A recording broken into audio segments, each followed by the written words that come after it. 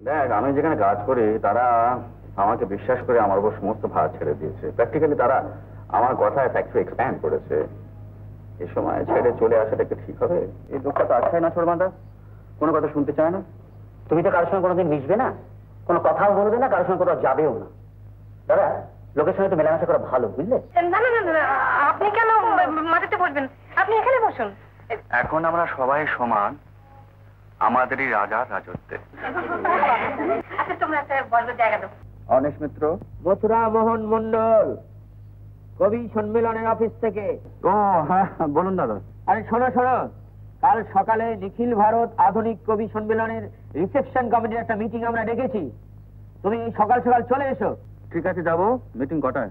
Positively সকাল 9টার সময়। ঠিক আছে, ছাড়লাম মামা।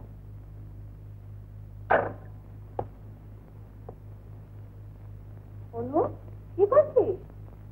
কি রে দিদি, কখন এলি? অনেকক্ষণ, এবার যাবো। শোন, কাল সকালে তোর কি কোনো কাজ টাজ আছে? ওরে বাবা, অনেক কাজ। না ওই কাজ টাজ পরে করবি। কাল সকালে তোকে আমাদের বাড়ি আসতেই হবে। কেন রে? তোর জন্য মেয়ে দেখেছি। ওটা কাল সকালেই আসবে বলেছে। এবার নিজেই মেয়ের সঙ্গে কথা বলে দেখো পছন্দ হয় কিনা। তা হ্যাঁ রে, এই বুড়ো বয়সে মাথায় টোপর টোপর পরে বিয়ের পেলতে বসবো? ভালো দেখাবে? মা থাকলে ময় কান ধরে বসাতো। লজ্জায় কাউকে মুখ দেখাতে পারি না। সবাই বলে এমন নামে গুনে ভাই তোমার, দেশ জোড়া যার খ্যাতি, তার এখনো বিয়ে হচ্ছে না কেন? তা বললেই বলিস, বিলেত আমেরিকা ফেরত ভাই আমার নিশ্চয়ই কোনো বিদেশি নীল চোখের ভালোবাসায় হাবুডুবু খাচ্ছে। তাহলেও তো বুঝতুম একটা কাজ করেছিস। নীল চোখ দূরের কথা, এদেশের একটি কালো হরিণ চোখের কথা কেউ তো বিদ্য হলি না। আচ্ছা তুই কি রে অনু, তুই পুরুষ মানুষটা কি? না না, হাসি না হাসি না, কাল সকালে তোকে আমার বাড়ি আসতেই হবে। যাবো। যাবি তো ঠিক? 9টার মধ্যে কিন্তু। হ্যাঁ রে বাবা, যাবো। 9টার মধ্যে? হ্যাঁ, যাবো। আচ্ছা।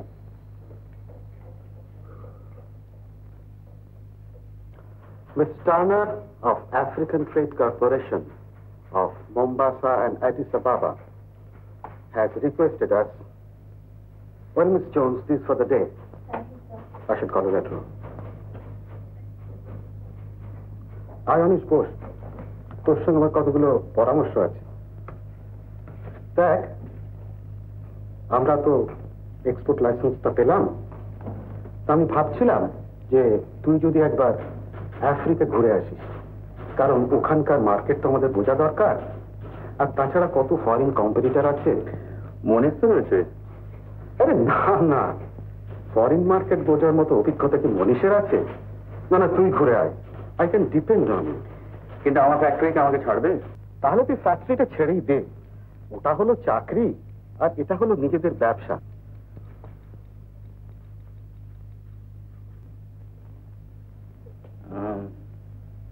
মনীষ, বাবা বলছিলেন আফ্রিকান মার্কেটটা একবার ঘুরে আসছে।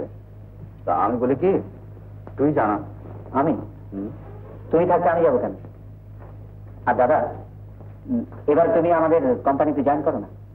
দেখ, আমি যেখানে কাজ করি তারা আমাকে বিশ্বাস করে আমার উপর সমস্ত ভার ছেড়ে দিয়েছে। প্র্যাকটিক্যালি তারা আমার কথায় ফ্যাক্টরি এক্সপ্যান্ড করেছে।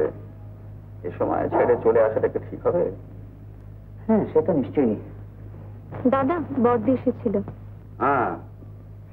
কথা হয়েছে? কাল যাচ্ছেন তো সকাল 9টায়? হ্যাঁ, ভাবছি একবার যাবো। দাদা, বাবা কিন্তু খুব চিন্তিত আপনার জন্য। শুনেছি এই মেয়েটি ভালো। কিরকম ভালো? সুন্দরী, শিক্ষিতা, ভালো বংশ। আর তাছাড়া শুনেছি খুব ভালো গানও নাকি জানে। তোমার টেম্পারমেন্টের সঙ্গে বেশ মিলে বলো। থাক, আর ফাইজলামি করতে হবে না।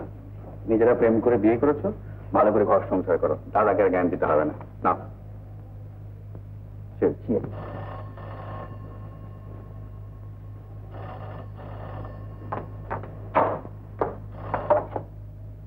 হ্যালো, বলুন।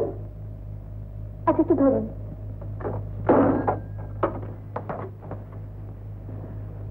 দাদা, থ্যাংক ইউ। অনিশ মিত্র অফিসের কথা বলছি। হ্যাঁ, বলুন। স্যার, সামনের মাসে কানপুরে কনফারেন্স হচ্ছে, তাতে ওয়েস্ট বেঙ্গল থেকে আপনাকে একজন ডেলিগেট মনোনয়ন করা হয়েছে স্যার। সে কি মশাই, আমি এসবের কিছু জানি না, বুঝি না, না না, আমি এসবের মধ্যে নেই। তাহলে ও কথা বলে শুনছি না স্যার, শুনুন। হ্যাঁ, আগামীকাল ভারত সভা হলে, হ্যাঁ ইন্ডিয়ান অ্যাসোসিয়েশনের ঠিক সকাল 9টায় ডেলিগেট একটা মিটিং ডাকা হয়েছে। আচ্ছা নমস্কার। এই লোকটা তো আচ্ছাই না ছোড়বান্ধা, কোনো কথা শুনতে চায় না। তুমি তো কারোর সঙ্গে কোনোদিন মিশবে না, কোনো কথাও বলবে না, কারোর সঙ্গে কোথাও যাবেও না। দাদা, লোকের সঙ্গে তো মেলামেশা করা ভালো, বুঝলে?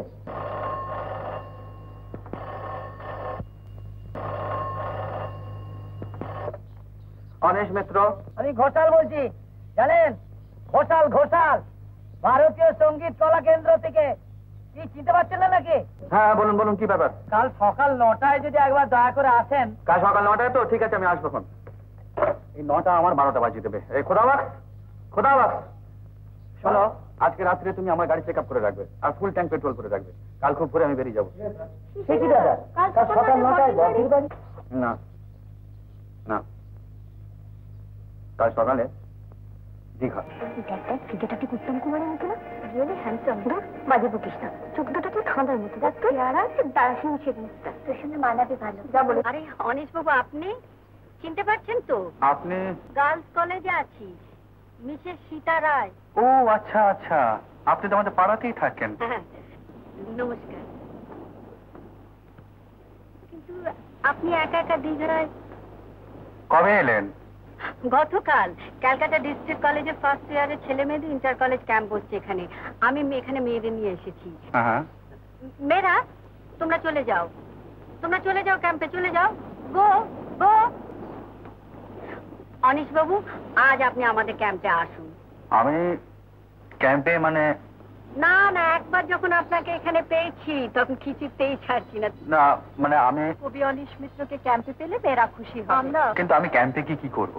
না, তেমন বিশেষ কিছু নয়। আপনি ক্যাম্পে আসবেন, মেয়েদের সঙ্গে আলাপ করিয়ে দেবো। দেখুন মিস্টার রয়, আমি কিন্তু এই সভা টভা বা কোনো কিছু রিসেপশন ধরনের মানে বেশি লোকজন। না না, আপনার ভয় পাবার কিচ্ছু নেই। মেয়েদের সঙ্গে আলাপ করিয়ে দেবো, এই কথাবার্তা বলবেন, এই আর কি, আর কিছু নয়।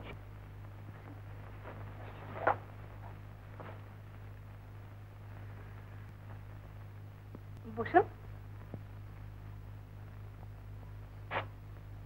না না না, আপনি কেন মাটিতে বসবেন? আপনি এখানে বসুন। এখন আমরা সবাই সমান আমাদেরই রাজার রাজত্বে। আচ্ছা, তোমরা একটা বসবার জায়গা দাও। কিন্তু আপনার অসুবিধা হবে না তো? কিচ্ছু না, আপনারা বসুন। তোমরা বসো। মেয়েরা সব বসে পড়ো।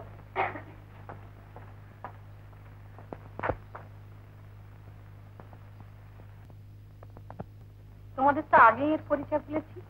ইনি অনিশ মিত্র, এ যুগের অন্যতম শ্রেষ্ঠ কবি।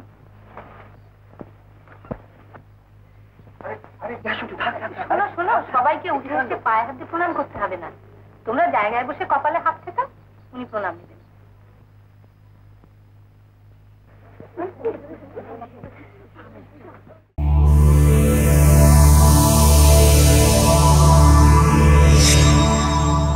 উত্তম কুমারের সেরা সিনেমা দেখতে হলে ডাউনলোড করুন ক্লিক অ্যাপ।